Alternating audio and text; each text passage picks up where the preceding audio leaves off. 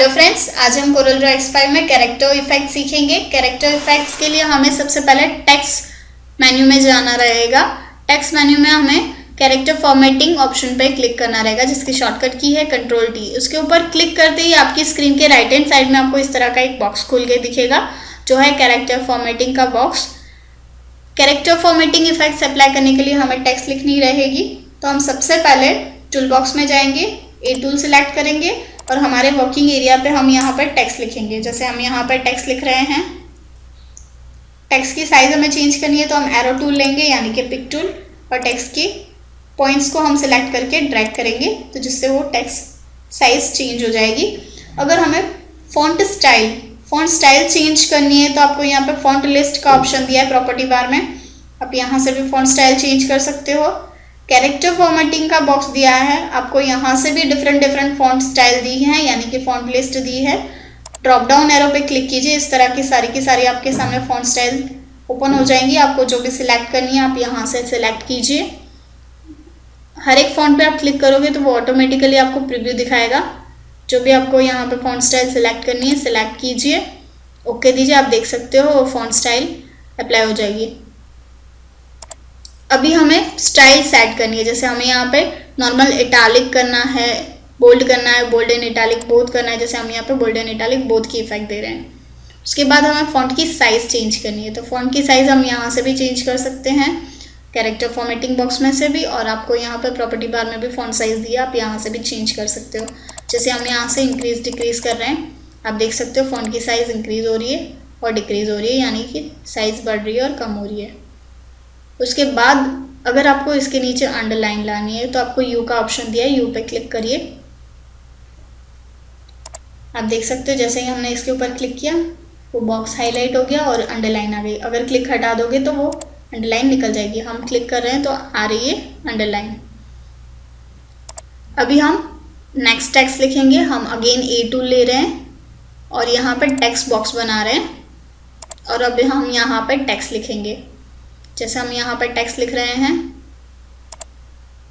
हमें टेक्स्ट की साइज बढ़ानी है तो हम टेक्स्ट को सिलेक्ट करेंगे और यहाँ से टेक्स्ट साइज में से जाके हम फॉन्ट साइज सेट कर सकते हैं। जैसे हमने यहाँ से फॉन्ट साइज सेट किया 24, 18 पॉइंट्स, हमने 18 पॉइंट्स फॉन्ट स्टाइल और फॉन्ट साइज सेट किया। अभी हम यहाँ से आपको यहाँ पे दिया है different type of alliance, none है यानी कुछ नहीं, कोई भी इफेक्ट नहीं है। हम लेफ्ट सिलेक्ट करेंगे तो हमारा जो अलाइन है वो लेफ्ट हो जाएगा। सेंटर सिलेक्ट करोगे, आप देख सकते हो टेक्स्ट का अलाइन सेंटर सेट हो रहा है। उसी तरह से अगर आप राइट साइड पे क्लिक करोगे तो आप देख सकते हो अलाइन राइट साइड हो रहा है। अगेन हम यहाँ से अलाइन में जा रहे हैं, उसके बाद जस्टिफाई करेंगे तो आप देख सकते हो सारी की सारी टेक्स्ट जस्टिफाइड हो रही है। फोर्स जस्टिफाइड करोगे तो जो सिंपल वर्ड्स है उसको भी स्ट्रेच करके प्रॉपर लाइन में आपको करके दिखाएंगे।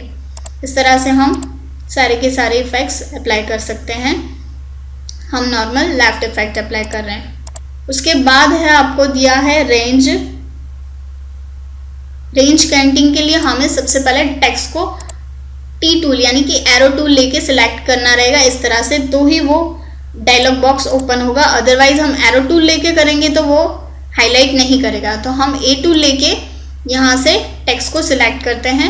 अभी आप देख सकते हो यहाँ पे रेंज वाला बॉक्स हाईलाइट हो रहा है। रेंज केयरिंग्स में हम यहाँ से आपको जितना दो वर्डिंग यानी जो कैरेक्टर्स है उसके बीच में स्पेस करनी है तो आप स्पेस कर सकते हो। अदरवाइज पाथ टूल पे क्लिक करके भी आप इस तरह से इंक्रीज डिक्रीज करके स्पेस बढ़ा सकते हो और कम कर सकते हो। इस तरह से हम स्पेसिंग की इफेक्ट्स दे सकते हैं। उसके बाद हम अगेन एक और टेक्स्ट लिखते हैं। जैसे हम यहाँ से टेक्स्ट लिख रहे हैं ए टूल लेके, अभी आप यहाँ पे टेक्स्ट लिखिए। जैसे हम यहाँ पे लिख रहे हैं कोरल ड्रॉ,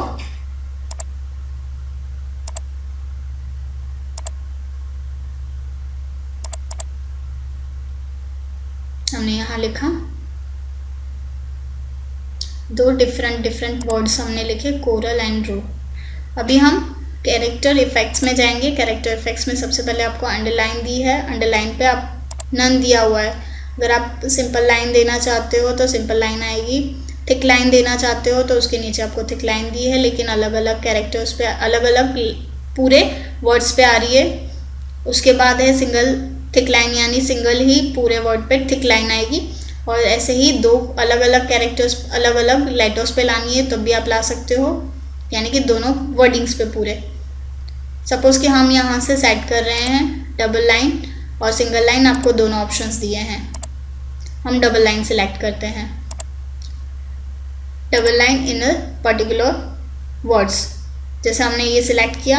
अभी उसके बाद स्ट्राइक है, अगर हमें टेक्स्ट के ऊपर स्ट्राइक इस तरह से सिंगल लाइन स्ट्राइक देना है, सिंगल लाइन स्ट्राइक, अलग अलग वर्ड पे स्ट्राइक देना है, थिकनेस में देना है, डबल लाइन देनी है तो डबल लाइन स्ट्राइक दे सकते हो। अगर नहीं रखनी है तो हम यहाँ से नन पे क्लिक करेंगे स्ट्राइक में जाके, तो आप देख सकते हो स्ट्राइक की इफेक्ट निकल जाएगी।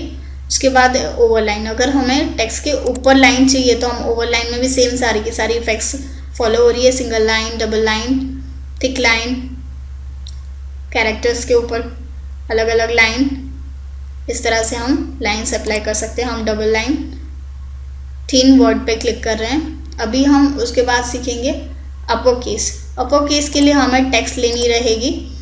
आप देख सकते हो अपर केस में क्या रहता है कि अगर आपको टेक्स्ट को टाइटल केस और लोअर केस में, जैसे हम यहाँ से स्मॉल कैप कर रहे हैं तो स्मॉल कैप में होगा, वैसे ही ऑल कैप्स करोगे तो सारे के सारे कैप्स लॉक यानी कि कैपिटल लेटर में आएंगे। तो स्मॉल लेटर और कैपिटल लेटर में आप यहाँ से डायरेक्टली केसेस में चेंज कर सकते हो। जैसे हम यहाँ से सिलेक्ट कर रहे हैं ऑल कैप्स। उसके बाद आपको पोजीशन दी है। पोजीशन में अगर आपको टेक्स्ट को पोजीशन देनी है कि कहाँ पे आपको टेक्स्ट रखनी है, तो आपको यहाँ पे सुपरस्क्रिप्ट और सबस्क्रिप्ट का ऑप्शन दिया है, जिसके लिए हमें टेक्स्ट लिखनी रहेगी। हम टेक्स्ट लिखेंगे, टूल बॉक्स में से हम ए टूल लेते हैं और यहाँ पे लिखते हैं टू और एंड डी। अभी हम एंड डी को सिलेक्ट करते हैं। जैसे ही हमने ए टूल लेके एंड डी को सिलेक्ट किया, अभी हम इसकी पोजीशन देंगे।